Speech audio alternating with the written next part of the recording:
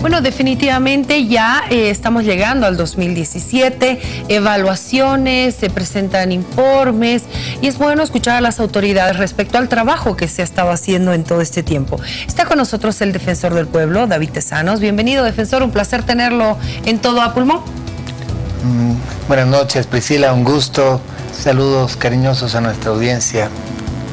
Es un gusto tenerlo porque hoy ha presentado una evaluación importante que tiene que ver con su gestión. Así es, son las estadísticas preliminares que hemos ido sistematizando. Por un lado, las que hacen a la atención de quejas o denuncias en las diferentes instancias estatales. Y por otra parte, todo lo que es la gestión de conflictos que se ha tornado en la otra cara de intervención nuestra en un marco de prevención. ¿Cuánto tiempo tiene de gestión, defensor? Desde mediados de mayo estaremos aproximadamente por los 7 meses. En estos 7 meses le ha tocado lidiar con varios conflictos muy duros. Así es, la verdad que no nos sujetamos a una camisa de fuerza que pueda ser la ley vigente de la Defensoría del Pueblo, pero sí leímos un encargo social que era el de participar como mediadores, como gestores, generadores de alertas tempranas en casos de conflictos. Señalábamos en este informe que atendimos 86 conflictos, aunque claro fueron los más visibles, los más violentos. Pero este desafío de asumir la Defensoría del Pueblo desde la defensa de los derechos humanos, aportando a la construcción de derechos humanos, asumir el rol del ombudsman como el colaborador crítico. En el caso del indulto, por ejemplo, parte de reconocer desde un análisis crítico de la realidad penitenciaria, pero para la propuesta de política pública y a través de un proyecto de decreto presidencial que por suerte ha sido bien acogido desde nuestro presidente hasta nuestro ministro de Gobierno. Le pido que antes de ingresar al indulto podamos hablar un poquito de los conflictos. Usted es un hombre de derecho, ha estado en esta área muchísimos años, ahora defensor del pueblo, y uno va viendo cómo se van desarrollando los conflictos. Y definitivamente el 2016 hemos tenido un año muy violento. ¿Cuál sería el análisis del defensor del pueblo en cuanto a cómo se desarrollan los conflictos? El último fin de semana teníamos un viceministro secuestrado y con el antecedente que teníamos realmente daba mucho temor. Así es. Efectivamente podemos haber visto que en la práctica de las luchas sociales, las efervescencias populares, las dinámicas que se han ido usando, tornaron muy recurrente esta figura del secuestro y la veíamos desde que en una zona se reclamaba que se construya una obra en Chuquisaca, otra zona también reclamaba esta construcción en su lugar, y para definir quién se quedaba con esto tenían un enfrentamiento con tomas de rehenes. En las universidades en Santa Cruz tuvimos un escenario parecido, con heridos, un compañero muy jovencito que tuvo que quedar con un daño en la cabeza y estuvo muy delicado. En Cochabamba, por un comedor. Correcto, por definir el comedor universitario. Y así la figura del secuestro es como una medida de negociación y presión tomada muy irresponsablemente por las movilizaciones sociales. ¿Por qué cree que se da esta figura? Ha habido fenómenos diferentes a lo largo de la historia de Bolivia. En el continente americano, por las luchas sociales, la teoría marxista de la lucha de clases, se llega a la revolución del 82. Posteriormente es un estado que trató de hacer transformaciones sociales, pero se trunca con la época del neoliberalismo y ahí empiezan los movimientos sociales a cobrar fuerza. Lo malo es que de ahí no hemos salido a una ya cultura de prevención y de paz, sino que nos hemos quedado con estas prácticas anárquicas y vamos hasta las últimas consecuencias y tomar estas medidas de presión, confundir la representatividad que tiene la dinamita como la defensa de la democracia, con usar indiscriminadamente la dinamita desde un centro urbano o lanzarlas como globos en el carnaval, que se vio muy abusivamente utilizado en agosto de este año en La Paz. Y es que los niveles de violencia desde los actores políticos han sido de escalada rápida. Una vez que se pedía, por ejemplo, algo en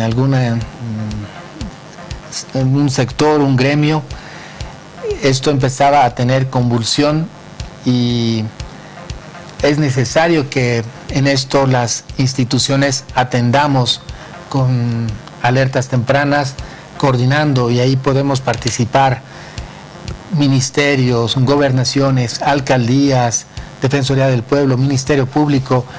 Podemos mencionar un ejemplo exitoso que no dejó de tener un episodio también tenso, el de Mapiri.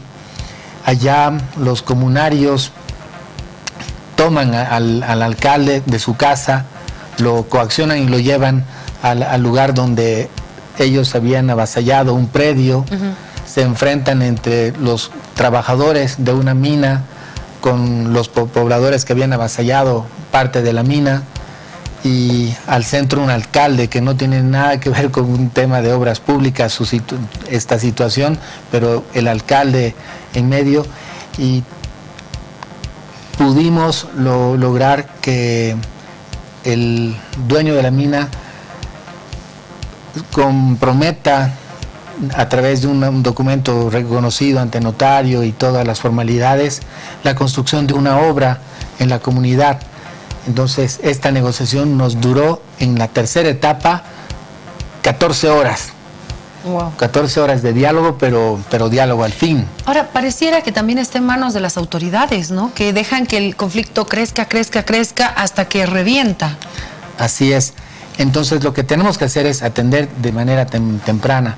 Hemos reportado en esta oportunidad un número importante de casos en los que se monitoreó hasta de tener una alerta temprana. Se vio que no despertó como un caso de conflicto.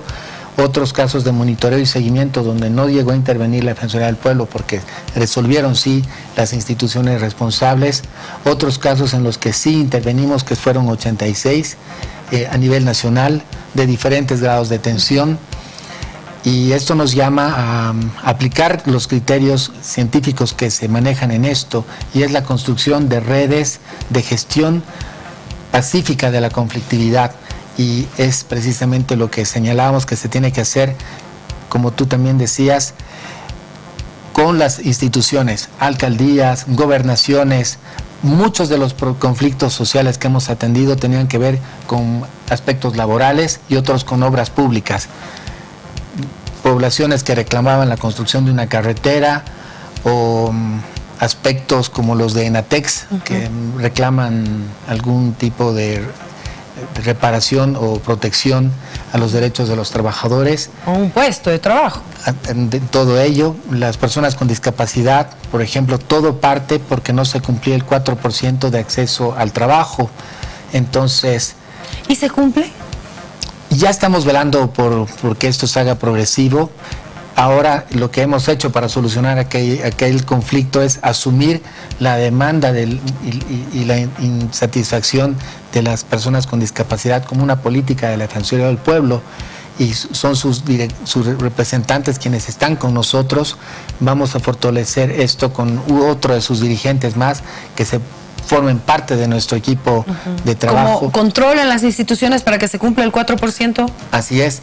Ese tema fue y es el más importante, porque uno, teniendo un trabajo digno, no tiene tanta necesidad de pedir un bono como en los casos en los que no tiene ingresos. Exacto. Entonces, estamos primero viendo del cumplimiento de la norma. La propia Defensoría del Pueblo cumplía apenas hasta el 3% el acceso al trabajo. Ahora, del 100% de las instituciones, ¿cuántas cumplirían con por lo menos el 4% o 3%? es muy bajo el cumplimiento del 4%. Hay un cumplimiento parcial. En sentido genérico, la mayoría de las instituciones sí tienen una aproximación, pero no llegan a esto. Hemos ido mejorando, pero un aspecto que todavía tenemos que pelear es que las instituciones tienen que adecuar sus reglamentos, sus estructuras, para que sea posible que haya personas que con discapacidad y sin exigirles formaciones profesionales altamente exigentes con años de experiencia, años de profesión, se incorporen al trabajo en algunas áreas técnicas, por ejemplo. Defensor, yo quiero aprovechar su visita. Nosotros hemos estado haciendo un seguimiento especial, como todos los medios de comunicación nacional e internacional, al caso de esta tragedia de la mía en Colombia. Ayer teníamos nosotros una entrevista exclusiva con Freddy Bonilla, el coronel de seguridad de la Dirección de Aeronáutica de Colombia, y él nos contaba detalles de lo que pasó en Bolivia. Sí hubo colaboración de varias autoridades, sin embargo Asana no quiso colaborar, no presentó videos, no presentó documentación que tenía que ver con los planes de vuelos de anteriores viajes que hizo esta empresa, que podía mostrarnos si realmente esta empresa cumplía o no estos planes de vuelo. ¿Cuál es su criterio respecto a esta reacción de Asana? Es el primigenio que tuvimos. Efectivamente, esto se hubiera evitado si en la presentación o tras la presentación del plan de vuelo hubieran dicho: no cumple con las normas de precaución, es decir, el mismo volumen de litros para un vuelo, sin considerar que tiene que tener un porcentaje de tanque para la previsión de 15 minutos mínimos de tener que hacer... Son varios los errores, ¿no? Unas vuelticas antes de aterrizar. Vulneraba a todas luces la seguridad aérea. Además que este volumen de litros que se establecen son en condiciones de temperatura, claro, y de humedad idóneas, que no se da en todos los casos. Entonces sí hubo falla en lo que fue la autorización del vuelo. Y lo otro es también hay responsabilidades desde quien hace la programación del plan de vuelo y del mismo piloto, que es el que asume viajar con ese plan. ¿Y esta actuación de Asana de no querer colaborar con la investigación? Hay formas de exigir la entrega de esto, sobre todo si hay investigaciones penales abiertas. El Ministerio Público puede hacer los requerimientos respectivos, y si hay una investigación internacional también hay mecanismos de coordinación y cooperación internacional para que esto se haga efectivo. Pero en este caso se había dicho que Bolivia iba a cooperar abiertamente, lo dijo el vicepresidente, lo dijo el presidente, lo dijo el ministro. O sea, una vez más un mando medio no cumple. Así es, pero hay que hacer que las normas sean también exigibles. Hay el principio de coercibilidad y lo que está escrito en la norma hay que hacer que también se cumpla, y eso es a través de la activación de los mecanismos legales. Entonces no solamente es quejarse, sino agotarlos. Bueno, pero a ver, cambiando otra vez de tema, por favor, el indulto, ¿cuántas personas se van a beneficiar? Hay críticas respecto a este decreto también. Bien, hay que entender los equilibrios que se formulan como Estado. Esto sale como una necesidad ante la realidad del hacinamiento, la retardación de justicia. Estamos en un 300% y más de hacinamiento. En algunos centros penitenciarios sí estamos en el cupo límite, ¿no? Pero son los menos casos, y en otros estamos rebasando inclusive el 600%. Entonces esta realidad llama a medidas inmediatas, pero también a establecer e identificar cuáles son aquellas medidas estructurales de mediano y largo plazo que hay que asumir como Estado. Con esta medida del indulto no vamos a solucionar esto, Pedro. Es un paliativo. Y con los candados de seguridad que se han puesto, de hecho, la pretensión máxima sería la de por lo menos volver a las 13.600 que hemos ido manteniendo desde mayo del 2012. Esa misma cantidad la teníamos en diciembre del 2015. Entonces, creemos que lo que se ha hecho es identificar las causas que ya estaban pendientes de resolución con el antiguo indulto, que no pudieron despacharse y que están ya armadas, así como otras que ya están con sentencia ejecutoriada, porque uno de los grandes candados que se han puesto es que no van a poder las personas beneficiarse con sentencias ejecutoriadas con posterioridad a la publicación. Es decir, si alguien actualmente está con una audiencia de juicio, si le condenan, tendría a una pena que le podría ser favorable para acceder al indulto, tuviera que renunciar a la apelación y hacer que esto se ejecutaría en el poco tiempo que nos queda hasta aproximadamente la tercera semana de febrero, presumiendo que al retornar la Asamblea Legislativa Plurinacional al trabajo estaría convocando la segunda semana de enero para sesionar en pleno, y esto se podría estar dando hasta la tercera semana. Para hacer este decreto, ¿usted no fue convocado o consultado? No sé, que usted dé un informe. Usted ha visitado las cárceles del país, ha presentado un informe de lo que está sucediendo. ¿Sucedió este acercamiento? Sí, se trabajó conjuntamente, pero también habían las otras visiones y que responden a la lógica de una ciudadanía que también reclama esto de la inseguridad ciudadana. Primero, que hay que aclarar ante estas preocupaciones que el indulto no va a poner en inseguridad a ninguna persona, toda vez que va a alcanzar a casos de menor gravedad sobre personas condenadas por pertenecientes a grupos vulnerables, y están totalmente excluidos los casos que reportan mayor peligrosidad o que han tratado de hechos más lesivos. No van a estar los casos de violación, de asesinato, robo agravado, trata y tráfico de personas, corrupción, contrabando, delitos contra la seguridad interna o externa del Estado, delitos contra la libertad sexual en general. Así que cuando se decía que algún indultado había cometido un nuevo delito, eran casos de desinformación, porque se trataban casos de cesaciones a la detención preventiva que lamentablemente volvían a las personas que estaban con ese beneficio cautelar de incurrir en un nuevo delito. Es necesario separar y dejar a la población muy segura de que no es el delito una medida de zozobra. En algunos escenarios se plantea eso, y más bien hay que ver los desafíos estructurales.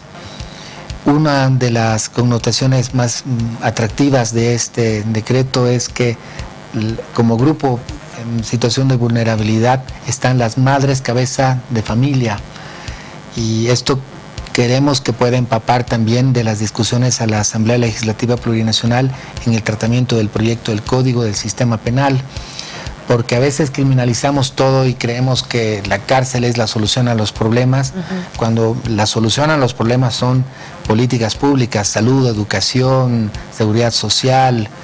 Y con esto velamos, este ejemplo que decíamos de las madres cabezas de hogar, velamos por la familia, es decir, que cuando una mujer ha sido condenada por un hecho menor, por un móvil económico, por ejemplo, no vamos a tener esta proclividad de hijos en situación de calle, adolescentes consumiendo sustancias controladas, delincuencia juvenil, y las madres que tienen a sus hijos menores de edad van a poder retornar con sus domicilios. Entonces, estas segundas oportunidades, que son los indultos y las amnistías, en estos casos de menor gravedad, hay que enfocarlos y también complementarlos con políticas motivacionales que velen por la no reincidencia. Aspecto complejo, pero que se puede lograr con políticas a través de terapias con psicólogos, lo que le llaman la programación neurolingüística, que es la que te estimula y te aparta también de la comisión de delitos. Bueno, el trabajo es arduo entonces de lo que se tiene que hacer entre autoridades, sociedad y todos los que están involucrados. Bueno, esperemos que no solo se tomen decisiones que sean un parche, sino más bien que sea en conjunto una infraestructura, una estructura para que podamos ya no tener estas cárceles en hacinamiento. Defensor, de verdad ha sido un placer tenerlo en Todo a Pulmón, siempre un gusto. El mío, Priscila. Mi cariño grande a nuestra audiencia. Es necesario que pensemos con todos los equilibrios. Hay grupos en situación de vulnerabilidad que tenemos que atenderlos primero y son precisamente los más olvidados. A veces uno dice, ¿y por qué piensan en los de las cárceles? ¿Por qué no piensan en la víctima? A la víctima ya la atiende el Ministerio Público, hay que tratar de que se la repare, pero ¿quién piensa en el que está en la cárcel en situaciones precarias? No, y con retardación de justicia también, y eso no es justo, ¿no? Y un sistema colapsado, sumamente injusto, corrompido también. Entonces, hay que atender desde lo más vulnerable e ir avanzando progresivamente hacia los otros sectores. Gracias, defensor, por haber estado con nosotros. Gracias, Priscila.